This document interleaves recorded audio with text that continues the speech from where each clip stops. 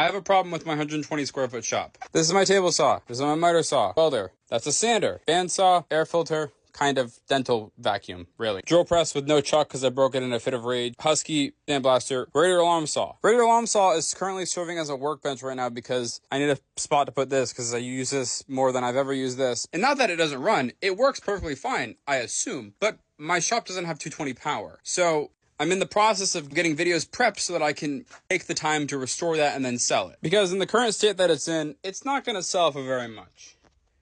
But restored, these things can go for, $1,000. Maybe even more. I don't know. Quite honestly, I haven't looked up this model and like, it's 220, 12-inch blade. It just takes up so much space. And behind this wall of sound panels, is my girlfriend's parents' side of their garage. So more space isn't an option. But the problem is, my TIG welder is in between my miter saw, my sander, and my bandsaw. All three of which make a lot of sawdust, which is like an extreme fire hazard. But I have a fire extinguisher right here. So the sander and the miter saw being the two biggest criminals of that fact. And you're probably thinking, okay, Brandon, just restore the radial alarm saw and sell it.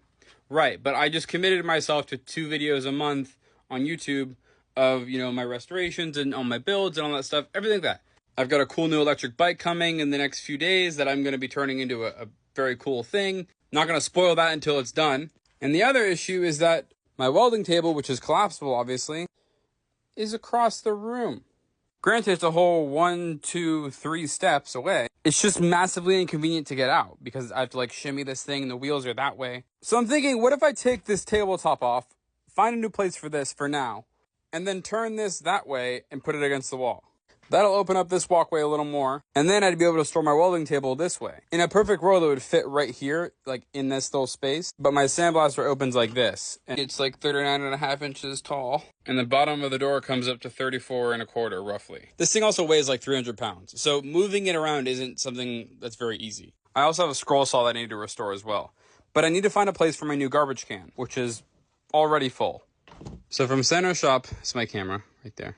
I love my camera. From center shop,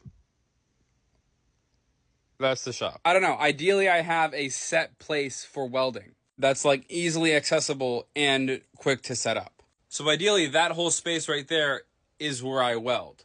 And ideally, would be able to keep the welder set up all the time and keep that table, fully extended. Because with that thing set up, the welder can fit underneath it. Help me!